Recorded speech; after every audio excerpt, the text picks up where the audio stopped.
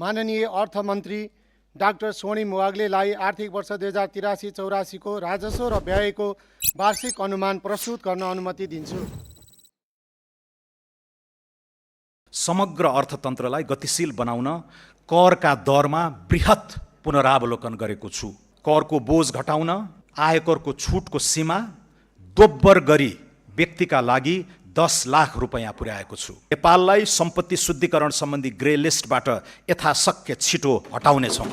Gorkhakali rubber उद्योग लगायत 7वटा सार्वजनिक संस्थानको सम्पत्ति तथा दायित्व मूल्याङ्कन DDA गरी निजी सार्वजनिक साझेदारी मोडलमा लगानी व्यवस्थापनको काम आगामी वर्षभित्रै सम्पन्न गर्नेछौँ। नेपाल टेलिकममा सङ्घीय सरकारको 66% सेयर कायम राखी बाँकी सेयर पुस मसान्तभित्र जनस्तरमा बिक्री गर्ने र प्राप्त रकम नेपाललाई टेक हब बनाउन उपयोग गर्नेछौँ। नेपालमा बसेर विदेशी रोजगारदाताका लागि काम गर्न पाउने तथा रिमोट वर्कलाई आकर्षित गर्न स्पष्ट कानुनी प्रबन्ध मिलाउनेछौँ। नेपाललाई AI आर्टिफिसियल इन्टेलिजेन्सको युगमा आत्मविश्वासका साथ प्रवेश गराउन विशेष पहल सुरु गरेका छौँ।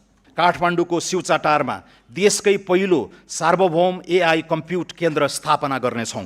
आगामी आर्थिक वर्ष AI को क्षेत्रमा अन्तर्राष्ट्रिय ख्याति बनाइरहेका कम्तीमा 15 जना नेपाली शोधकर्तालाई प्रतिष्ठित फेलोशिप प्रदान गरी नेपाल फर्केर योगदान गर्न आमन्त्रित गर्नेछौँ। काठमाडौँ उपत्यकामा विद्युतीय सार्वजनिक बस सञ्चालन, चार्जिङ स्टेसन, ट्र्याकिङ प्रणाली, स्मार्ट बस पार्क, सुदृढ संस्थागत व्यवस्था सहितको स्मार्ट अर्बन मोबिलिटी कार्यक्रम छिट्टै सुरु हुनेछ। पोखरा उपत्यकामा पनि सार्वजनिक बसलाई विद्युतीय बसले प्रतिस्थापन गर्न मोबिलिटी सेवा सुरुवात गर्नेछौँ। नेपाललाई युरोपियन युनियनको एयर सेफ्टी लिस्टबाट बाहिर निकाल्न आगामी पुसभित्र नागरिक उड्डयन प्राधिकरणको पुनःसंरचना गरी नियामक र सञ्चालकको पृथक भूमिका स्थापित गर्नेछौँ। कृषि क्षेत्रको पुनरुत्थान सरकारको शीर्ष प्राथमिकतामा रहेको छ। कृषि उत्पादन, प्रशोधन, वितरण र बजारीकरणको सम्पूर्ण इकोसिस्टममा सुधार गर्नेछौँ। व्यावसायिक कृषकलाई आकर्षित गर्ने र कृषिमा उत्पादकत्व वृद्धि गर्न प्रोत्साहित गर्ने नीति लिई कृषिलाई सम्मानजनक र लाभमुखी व्यवसायका रूपमा रूपान्तरण गर्नेछौँ। न्यूनतम 2 करोडसम्म कृषि तथा पशुजन्य उत्पादनका लागि प्रारम्भिक पुँजी लगानी गर्ने कृषकलाई सरकारले 40% प्रोत्साहन अनुदान उपलब्ध गराउने पाइलट कार्यक्रमको तयारी गरेको छु। उत्पादन सुरु भएको मितिबाट लगातार 4 वर्षसम्म यस्तो अनुदान वार्षिक 10% का दरले शोध भर्ना हुनेछ। वास्तविक कृषकलाई उन्नत बिउ, मल, सिँचाइ, विद्युत तथा कृषि बिमामा सहयोग उपलब्ध गराउँदै कृषि अनुदानको दुरुपयोग रोक्नेछौँ। कृषि र पशु बिमामा 80% प्रिमियम अनुदान उपलब्ध गराउँदै अन्य अनुदान क्रमशः हटाउँदै लैजाने दिशा तय गरेको छु। नवउद्यम, स्टार्टअप, नवप्रवर्तन र उद्यमशीलतालाई आर्थिक रूपान्तरणको दह्रो आधार बनाउनेछौँ। नवउद्यमलाई पहिचान, सिप बजार र वित्तीय पहुँचसँग अनुकूलित गर्दै नाफा आबद्ध कर सहुलियत, सार्वजनिक खरिदमा प्राथमिक पहुँच, डिजिटल दर्ता तथा नियामकीय सहजीकरण मार्फत नवउद्यम सञ्चालन प्रणालीलाई सुदृढ बनाउनेछौँ। नवउद्यम वित्त पोषणलाई केवल ऋणमा आधारित मोडेलमा सीमित नराखी प्रारम्भिक चरणमा अनुदान, सम्भाव्यता प्रमाणित उद्यमका लागि सहुलियतपूर्ण कर्जा तथा विस्तार चरणमा वृद्धि पुँजीको व्यवस्था गरिनुको साथै निजी क्षेत्र र गैर आवासीय नेपालीको सहलगानी प्रोत्साहित गर्नेछौँ। विज्ञान, प्रविधि, अनुसन्धान र नवप्रवर्तनका लागि पुँजीगत खर्चको न्यूनतम 1% रकम विनियोजन गरेको छु। चिकित्सा, नर्सिङ, सूचना प्रविधि लगायत उच्च शिक्षाका विभिन्न विधामा हाल लगाइएको कोटालाई चालु आर्थिक वर्षभित्र पुनरावलोकन गरी उल्लेख्य वृद्धि गर्नेछौँ। प्रवासमा रहेका नेपाली नागरिकलाई लोकतान्त्रिक प्रक्रियामा आबद्ध गराई उनीहरूको मताधिकार सुनिश्चित गर्न कानुनी, प्राविधिक तथा प्रशासनिक पूर्वाधार तयारी गर्नेछौँ। राष्ट्रिय मान्यता प्राप्त राजनीतिक दलहरूलाई पछिल्लो आम निर्वाचनमा प्राप्त मतको आधारमा सरकारी अनुदान दिने बारे बृहत राजनीतिक बहस गराउनेछौँ। आगामी आर्थिक वर्ष करिब 1000 किलोमिटर सडक कालोपत्रे र 275वटा सडक पुल निर्माण हुनेछ। 1028 किलोमिटर लामो पूर्व पश्चिम राजमार्गलाई 4 लेनमा स्तरोन्नति गर्ने कार्य 5 वर्षभित्र सम्पन्न गर्नेछौँ। यसै वर्ष कमला कञ्चनपुर र नारायणगढ बुटवल सडक खण्ड स्तरोन्नति कार्य सम्पन्न हुनेछ। आगामी वर्ष काकडभिट्टा लौकही, कमला बागमती, बुटवल गोरुसिङ्गे र धानखोला लमही खण्ड अन्तर्गत 80 किलोमिटर सडक स्तरोन्नति गर्नेछौँ।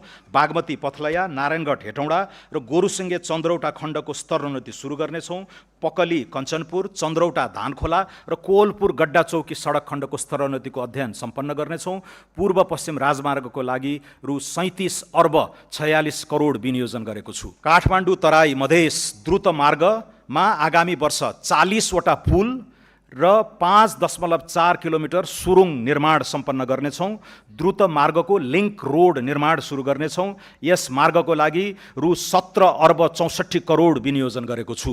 हुलाकी राजमार्ग आगामी 3 वर्षभित्र निर्माण सम्पन्न गर्नेछौँ। यस अन्तर्गत घना बस्ती भएको स्थानबाट राजमार्ग चौडा गर्ने कार्य सुरु गर्दै 8 वटा सडक पुल निर्माण सम्पन्न गर्नेछौँ। यस राजमार्गको लागि रु 4 अर्ब 65 करोड विनियोजन गरेको छु। कर्णाली राजमार्ग अन्तर्गत सुर्खेत जुम्ला गमगढी सडकको स्तरोन्नतिको लागि रु 1 अर्ब बजेट व्यवस्था गरेको छु। पुष्पलाल मध्य पहाडी राजमार्गको निर्माण आगामी 3 वर्षभित्र सम्पन्न गर्नेछौँ। यस अन्तर्गत 65 किलोमिटर सडक स्तरोन्नति र 5 वटा पुल निर्माण सम्पन्न गर्न रु 2 अर्ब 16 करोड विनियोजन गरेको छु। मदन भण्डारी राजमार्ग अन्तर्गत 25 किलोमिटर सडक कालोपत्रे गर्न र पुल निर्माण गर्न रु 1 अर्ब 46 करोड विनियोजन गरेको छु। आगामी 3 वर्षभित्र मुख्य राजमार्ग तथा रणनीतिक सडकमा निर्माणाधीन पुल सम्पन्न गर्नेछौँ। राष्ट्रिय राजमार्गमा पर्ने 40 वटा ठुला पुल निर्माण तथा स्तरोन्नति सम्पन्न गर्नेछौँ। राष्ट्रिय राजमार्ग तथा रणनीतिक सडक पुल, विशेष महत्त्वका पुल र स्थानीय सडक पुलका लागि रु 9 अर्ब 87 करोड विनियोजन गरेको छु। पृथ्वी राजमार्ग अन्तर्गत तनहुको आबु खैरेनीदेखि पोखरासम्मको 4 लेन सडक निर्माण शीघ्र सम्पन्न हुनेछ। मुगलिङ आबु खैरेनी खण्डको निर्माण कार्य सुरु गर्नेछौँ। नागढुङ्गा मुगलिङ खण्ड अन्तर्गत 40 किलोमिटर सडक स्तरोन्नति हुनेछ। नागढुङ्गा सुरुङ मार्ग आगामी साउनदेखि सञ्चालनमा ल्याउनेछौँ। यी सडक खण्डको लागि रु 6 अर्ब 55 करोड विनियोजन गरेको छु। कर्णाली कोरिडोरको 31 किलोमिटर कालोपत्रे एवं ग्राभेल गर्नेछौँ। त्यस्तै कालीगण्डकी कोरिडोरको 21 किलोमिटर कालोपत्रे हुनेछ। कोशी कोरिडोरको उत्तरी खण्डको 15 किलोमिटर कालोपत्रे गर्नेछौँ। यी 3 वटा कोरिडोरका लागि रु 6 अर्ब 25 करोड विनियोजन गरेको छु। गल्छी स्याफ्रुबेसी रसुवागढी सडक खण्डलाई स्तरोन्नति गर्न रु 1 अर्ब 35 करोड विनियोजन गरेको छु। सिद्धार्थ राजमार्गको बुटवल पोखरा खण्ड द्रुत मार्गका रूपमा निर्माण कार्य प्रारम्भ गर्नेछौँ। आगामी आर्थिक वर्षभित्र सिद्धबाबा सुरुङ मार्ग सम्पन्न हुनेछ। महाकाली कोरिडोरको दार्चुला टिङ्कर खण्डको ट्र्याक खोल्ने कार्यलाई विशेष प्राथमिकता दिएको छु। मेची अरुण तमोर भेरी सेती कोरिडोर र खुटिया दिपायल सडकको स्तरोन्नति कार्यलाई तीव्रता दिइनेछ। काठमाडौँ चक्रपथ विस्तार अन्तर्गत कलङ्की वसुन्धरा खण्ड विस्तार कार्य सुरु गर्नेछौँ। वसुन्धरा चाबैल कोटेश्वर खण्डको डिजाइन सम्पन्न गर्नेछौँ। टोखा छहरे सुरुङ मार्गको विस्तृत सम्भाव्यता अध्ययन गर्नेछौँ। कर्णालीको जनजीवनलाई सहज गर्न जाजरकोटको मुलसामदेखि जुम्लाको टोप्ला सुरुङ मार्गको सम्भाव्यता अध्ययन गर्नेछौँ। खुरकोट चियाबारी, थानकोट चितलाङ, मजेमटार शक्तिखोर र चिसापानी बबई सुरुङ निर्माण सम्बन्धी अध्ययन गर्नेछौँ। प्रमुख सडक चोकमा ट्राफिक सङ्केत, चोक सुधार, सडक रेखाङ्कन, क्र्यास ब्यारियर र डिभाइडर जडान तथा मर्मतलाई निरन्तरता दिई सडक सुरक्षाका लागि रु 2 अर्ब 46 करोड विनियोजन गरेको छु। बर्दिवासदेखि काठमाडौँ तराई मधेस द्रुत मार्ग प्रस्थान बिन्दुसम्मको रेल मार्ग निर्माण कार्य अगाडि बढाउनेछौँ। आगामी वर्षदेखि काठमाडौँ उपत्यका लगायतका प्रमुख सहरी सडकको नियमित मर्मत सम्भार गरी धुलो मुक्त एवं खाल्टाखुल्टी मुक्त बनाउनेछौँ। सडकको राष्ट्रव्यापी मर्मत सम्भार अभियानका रूपमा सञ्चालन गर्न रु 28 अर्ब 52 करोड विनियोजन गरेको छु। महिलाहरूको सुरक्षित आवागमन सुनिश्चित गर्न सीसी क्यामेरा सहितको आधुनिक ब्लू बस सेवा सञ्चालन गर्न आवश्यक व्यवस्था मिलाउनेछौँ। ग्रिन हाइड्रोजनको व्यावसायिक उत्पादनको प्रारम्भ गर्न हेटौडामा 2.5 मेगावाट क्षमताको ग्रिन हाइड्रोजन प्लान्टलाई पाइलट परियोजनाको रूपमा कार्यान्वयन गर्नेछौँ। सुक्खायामको पिक आवरमा हुने विद्युत अभावलाई सम्बोधन गर्न काठमाडौँ उपत्यकामा 100 मेगावाटको ब्याट्री एनर्जी स्टोरेज प्रणालीको कार्यक्रम प्रारम्भ गर्नेछौँ।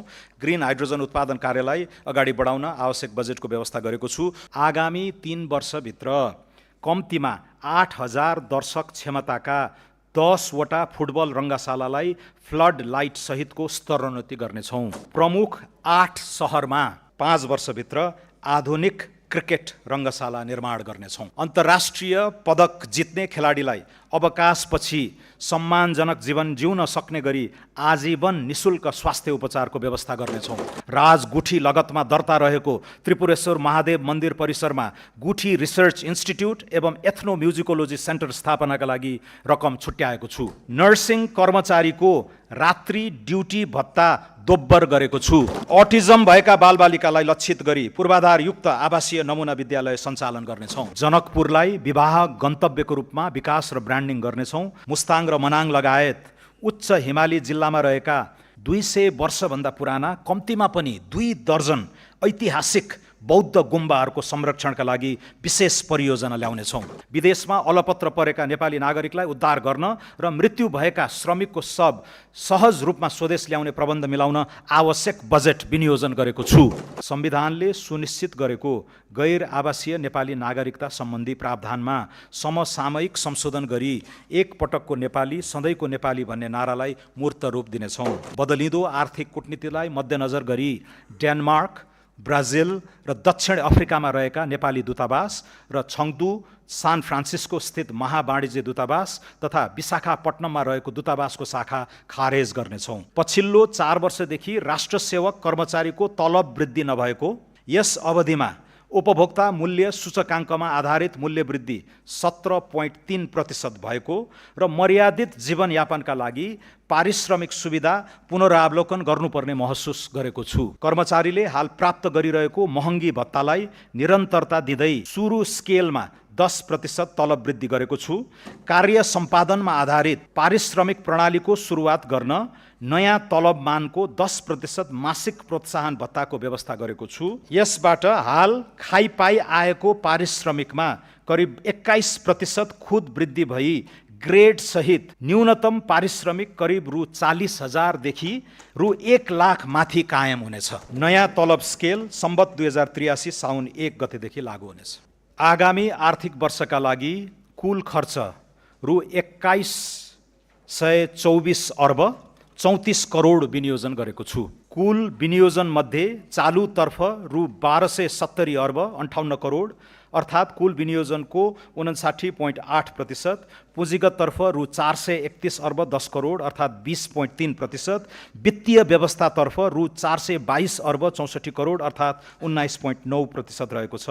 यो खर्च अनुमान चालु वर्षको संशोधित अनुमानको तुलनामा 25%ले बढी हो। आगामी आर्थिक वर्षका लागि अनुमान गरिएको खर्च बेहोर्ने स्रोतमध्ये राजस्वबाट रु 1405 अर्ब 31 करोड र वैदेशिक अनुदानबाट रु 61 अर्ब 74 करोड बेहोर्दा रु 657 अर्ब 29 करोड न्यून हुन जान्छ।